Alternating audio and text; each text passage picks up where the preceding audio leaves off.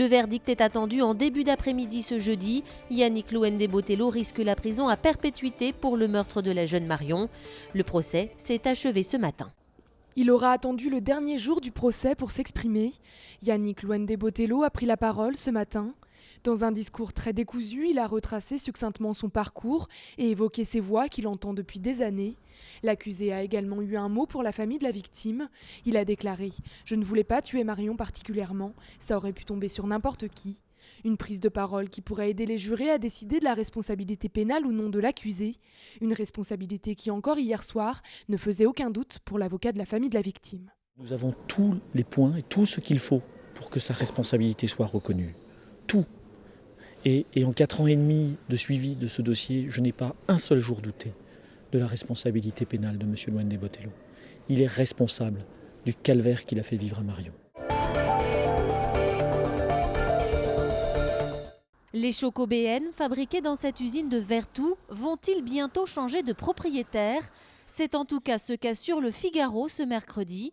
La plus que centenaire biscuiterie nantaise serait en vente.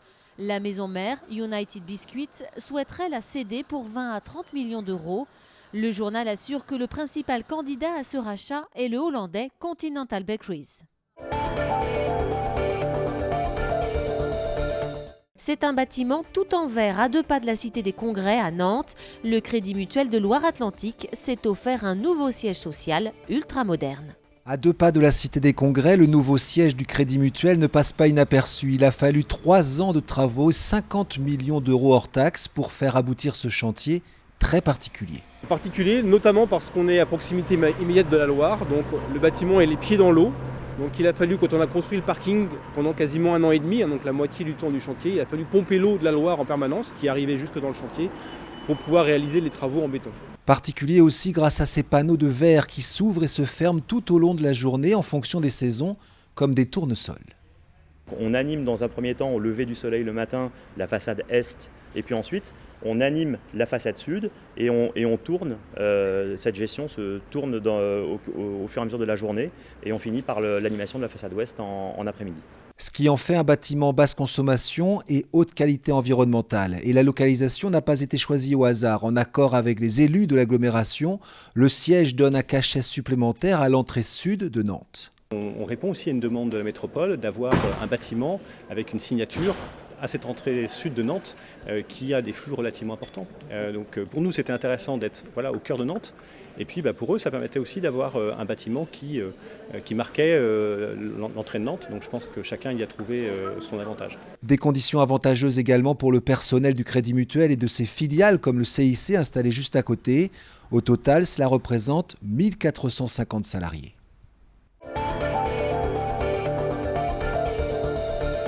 Des enfants du Secours populaire ont découvert le monde des abeilles hier. Un atelier pas comme les autres dans les locaux de l'association à Nantes. Éric Egon. Voilà. Depuis septembre, le Secours populaire de Nantes organise des ateliers pour découvrir l'univers de l'apiculture. Au programme fabrication et décoration de ruches en bois. Et aujourd'hui, cet atelier bougie. Beaucoup ne connaissent pas vraiment à la fois la vie des abeilles ou ce qui se passe à l'extérieur de la ruche, comment elles font pour le fabriquer. J'essaye au maximum de vulgariser pour les enfants le sujet, pour essayer justement de faire prendre conscience aux gens du danger qu'il y a aujourd'hui sur nos ruches françaises et de l'importance en tout cas de leur présence dans notre biodiversité. Hop. Et maintenant tu vas souffler dessus pour le faire sécher, d'accord ? Je suis en train de faire le chat. Moi j'ai fait le lapin et les lapins qui se font des bisous. Un lion et un escargot. Tu viens avec moi ? La ruche. La ruche. Et avant, qu'est-ce que tu avais fait ? Avant j'avais fait une grande abeille. Une grande abeille, comme ça il y aura l'abeille et sa maison. Ouais. Le hérisson, il est joli ton hérisson. Le Secours populaire étant agréé d'éducation populaire, son but c'est de développer les personnes à la culture. C'est pas seulement le cinéma, la télé, mais c'est toute forme de culture. Et connaître les abeilles, c'est une sorte de culture. Vous aurez une photo d'une reine qui est en train de pondre un œuf. Dans une ruche, seule la reine peut pondre un œuf. Au 21e jour, l'abeille va sortir. Au printemps 2017, une visite des ruches est programmée. Les enfants pourront découvrir les abeilles, cette fois en vrai, dans leur milieu naturel.